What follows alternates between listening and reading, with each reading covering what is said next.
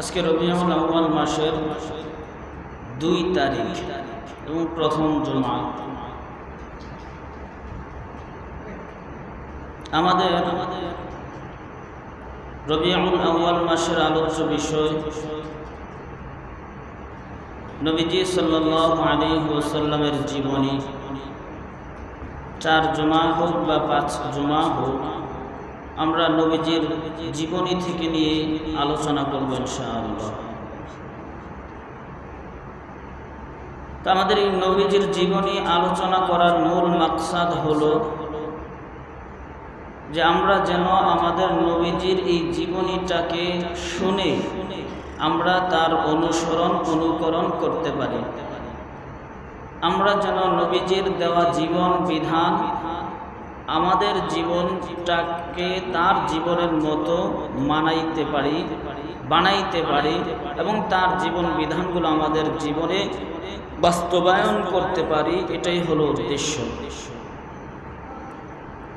আর মানুষের সফলতা এই জায়গায় যে মানুষ আল্লাহ তাআলার হুকুমগুলো তার নবীর তরিকায় মানবে। এটাই হলো একটা মানুষের জন্য সবচেয়ে বড় সফলতা, সবচেয়ে বড় কামিয়াবি, সবচেয়ে বড় সফলতা, সবচেয়ে বড় কামিয়াবি। আল্লাহ তাআলা জায়গায় জায়গায় বলছেন। আল্লাহ তাআলা এক আয়াতের মধ্যে বলেন যে ইয়া আইয়ুহাল্লাযীনা আমানুত্তাকুল্লাহ ওয়ালতানজুর নাফসুম মা কদ্দামাত লিগাদিন ওয়াত্তাকুল্লাহ ইন্নাল্লাহা খাবীরুম বিমা তা'মালুন ওয়া লা তাকুনু কাল্লাযীনা নাসুল্লাহা ফাআনসাহুম আনফুসাহুম। তোমরা ওই সমস্ত মানুষদের মতো হয়ো না যারা আল্লাহ তাআলাকে ভুলে গেছে, ফলে আল্লাহ তাআলাও তাদেরকে ভুলে গেছেন। ওয়ালা তাকুনু কাল্লাযীনা নাসুল্লাহা ফাআনসাহুম আনফুসাহুম উলাইকা হুমুল ফাসিকুন। তারা হলো ফাসিক। এরপর আল্লাহ তাআলা বলেন লা ইস্তাওয়ি আসহাবুন নারি ওয়া আসহাবুল জান্নাহ। আসহাবুল জান্নাহ জান্নাতি এবং জাহান্নামী তারা কোনোদিন বরাবর হবে না। আসহাবুল জান্নাতি হুমুল ফাইজুন। যারা জান্নাতি হবে তারাই সফল কাম, তারাই সফল মানুষ।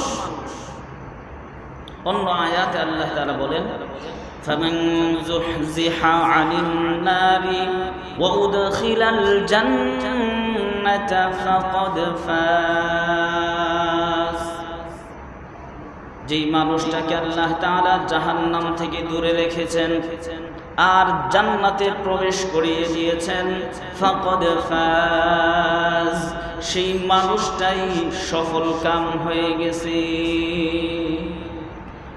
এজন্য আমাদের অন্তরে মনের মধ্যে যে চিন্তা ভাবনা আছে যে আমি যদি একটা জীবনে একটা বিল্ডিং করতে পারি তাহলেই হয়তো আমি সফল হয়ে গেলাম, অথবা আমি যদি আমার ছেলেকে বাড়ি করে দিয়ে যেতে পারি, মেয়েকে অর্থ সম্পদশালী একটা ছেলে দেখে বিয়ে দিতে পারি, তাহলেই আমার জীবনটা সফল হয়ে গেল, সার্থক হয়ে গেল।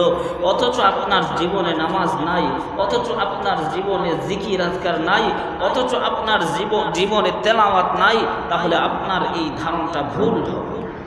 এটা সফলতা না, এটা সফলতা না। এটা আল্লাহ তাআলা কোরআনের মধ্যে বলেছেন।